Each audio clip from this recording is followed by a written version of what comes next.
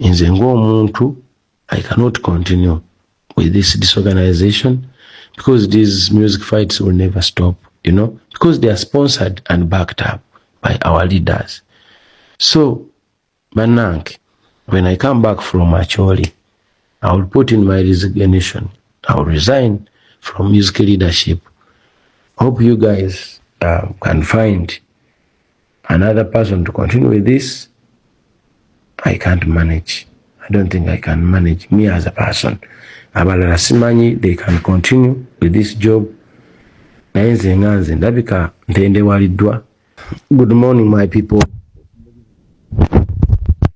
Kansubire bitambula bulungi mu bulamu bwammwe kakati. Waliwo akantu ke njagala okubagamba because twatandika jana eno ffenna okugezaako okulaba nga tereza omulimu gwaffe nga bingi ebigowenga on, omulimu gwaffe nga gufuuse politicized, nga position esikeze eno, nga gavumenti esikeze eno, naye ng'ebigenda okubeera wakati awo wonna kuba enjovu ezirwanira obusubi bwe bulugwa byali bigenda okuddako awo wonna byali bigenda ku affectinga mulimu gwaffe. Kuba olwedde bigwa affecting nze naye tukyagezaako ogukomyawo, tugezaako okulaba nga twerwanako. Naye nga bwe mumanyi nti twalobinga 10 billion for the circles, basooka ne batuwaako 5. Akati when I was at Afande Sare recently, ne mugamba nti Afande, I think the next 5 should be released. Abantu basobola okuba nga bakola ki? Abantu basobola okuba nga bazikozesa kubanga ebbanga libadde ppanvu. Aye n'ekyokubiri, naffe nga federation tetulina ngeri gye tuyinza kulwaninga mu secretariat without money.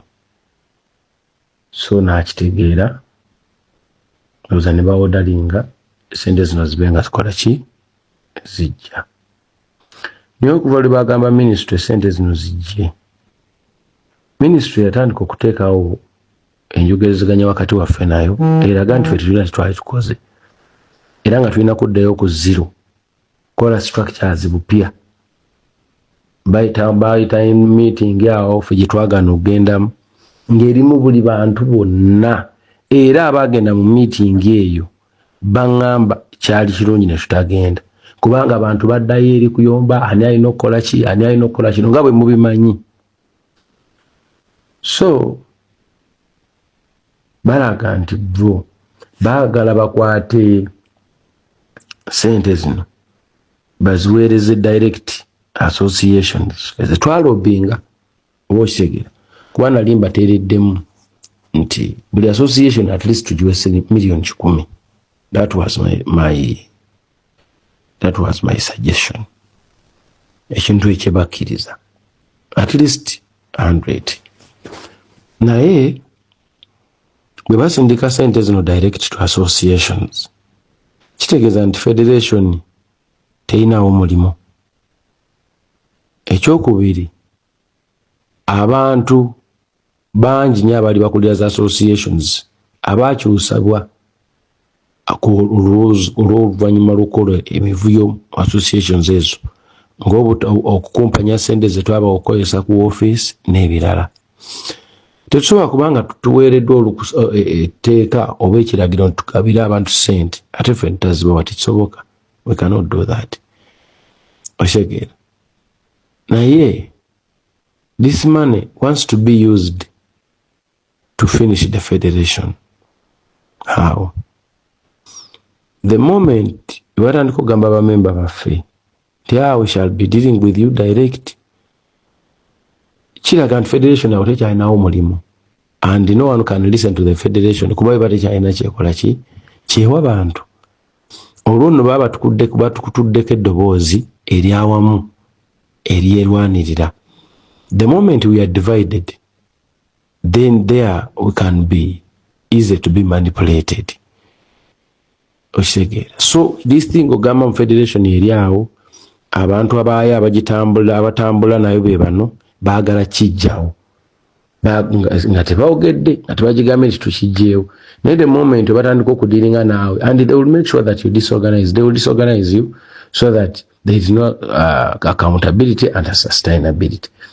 Oshekera neffe tubadde twekuumye bulungi emyaka gino ebiri egiyise buli kimu tukikoze bulungi abantu nga balyoke era nga balinda ebintu bingi, copyright management system, copyright law, regional studios n'ebirala bingi. Naye embeera eno eya zino ssente bwebezze n'etandika okutukuba tubadde tukyasobola kutuula wano kuba kati nze mmanyi abantu bangi ba leaders of associations and members who are not into this thing of structures oba mbu tubeerawo nga tulina one voice. For them they don't care. Kasita omwayo k'omwana akalya inaagenda kiba kiwedde and they are there, they are here, even our members here.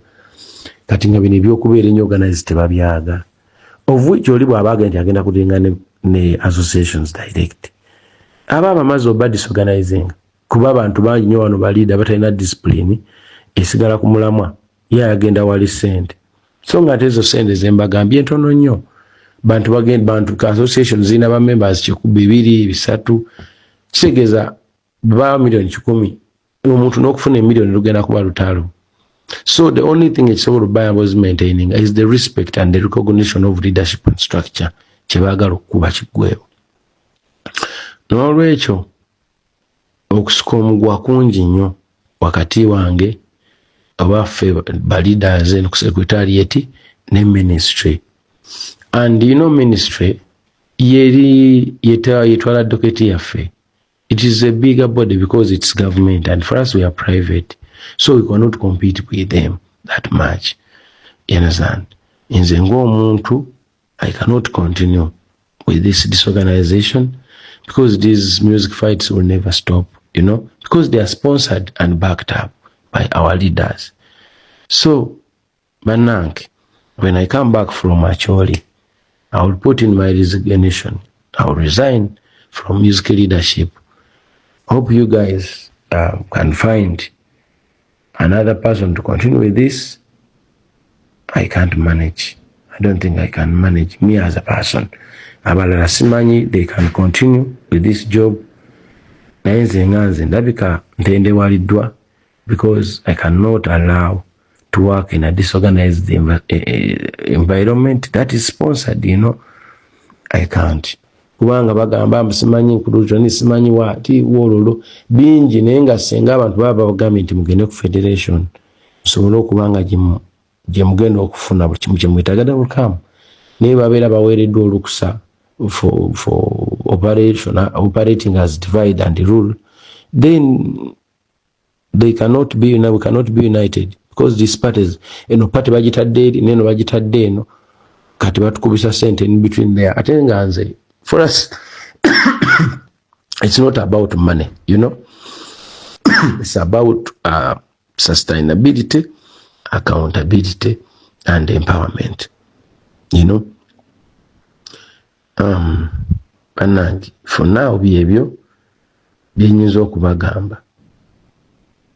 I'm so disturbed by our leaders because most of them they might not be caring about leadership and making the industry better. For them it's about money and control, you know. With due respect, I don't have power or energy to fight with the government anymore. So the only thing I can do is to step down from this music leadership. Then I continue with my other programs. Hope I've done my best, you know. Hope I have done my best. Mwebale nnyo, mwebale ddala.